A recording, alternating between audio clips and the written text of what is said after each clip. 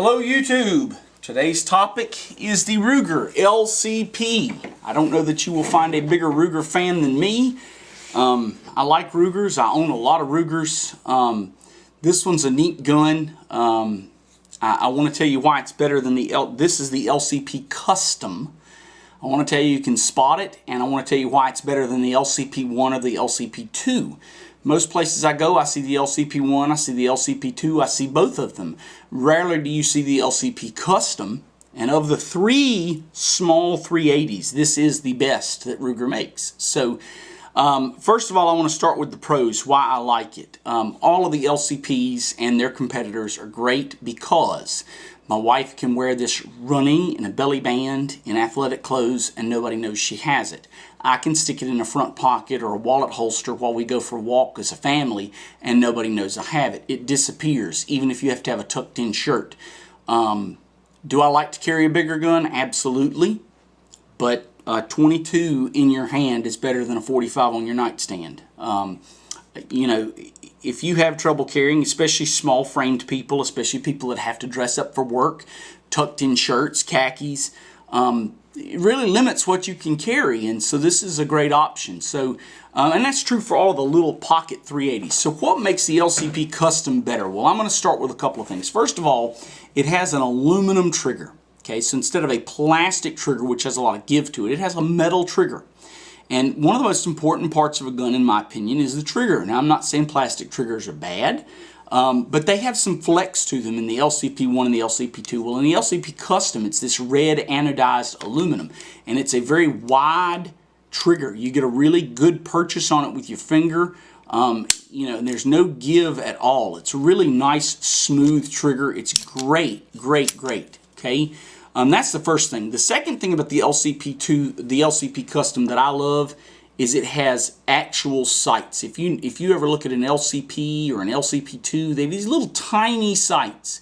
The LCP Custom has actual sights that you can see if your eyes are not so good. And the front dot there is actually light gathering, and in a low light situation it glows in the dark. Okay, so this thing, if you hit it with a bright flashlight or you leave it out in daylight or anything like that, in a low light situation, if you leave it in the light during the day, in a low light situation, it actually glows. And so you can find that front sight in a low light encounter. And that comes standard with this gun. The slide is stainless steel. The barrel is stainless steel. There's nothing to snag. There's no safety. I'm not a fan of safeties on carry guns because I've been to training classes where we used pistols that fired what's called simunition, and we had to do room clearing drills. And in those classes, people who have safeties on their guns or who were given a gun with a safety on it who said, well, I carry a gun with a safety all the time.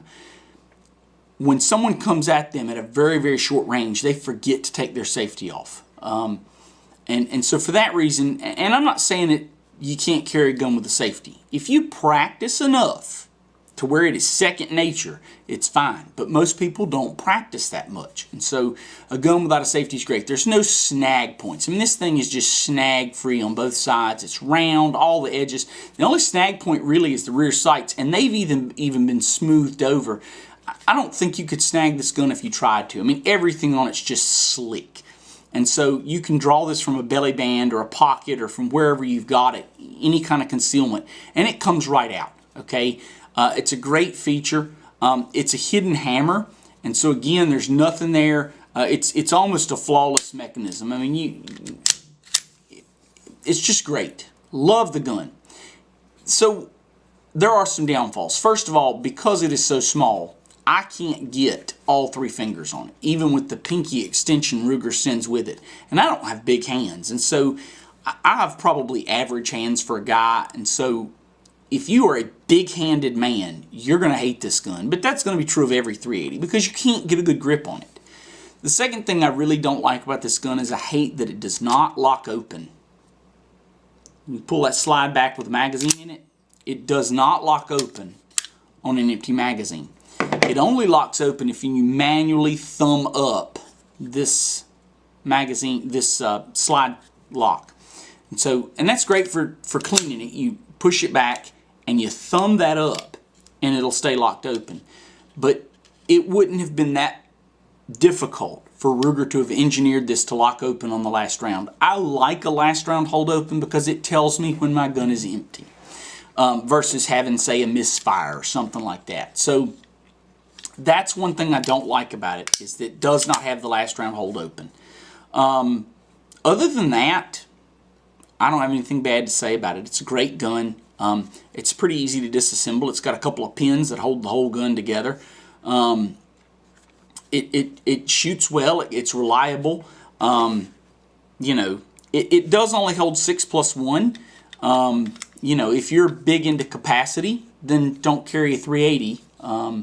You know, the average civilian gunfight is usually decided in 3 rounds or less, and so you know, I think the average self-defense scenario is somewhere between 2.2 and 2.5 rounds fired, depending on whose statistic you look at. And so 6 rounds plus 1 in the chamber, that's 7 rounds. I mean, that's plenty of ammo for me. You know, but if that's your thing, then, you know, it's not great for you.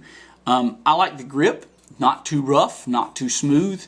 Again, it fits. It's the front end smoothed for reholstering. I mean, everything on this gun is just slick. They've really done a great job. And this gun, when I bought it, it cost me about $40 more than an LCP-1 to get the bigger sights with the glow-in-the-dark front sight and the aluminum anodized trigger.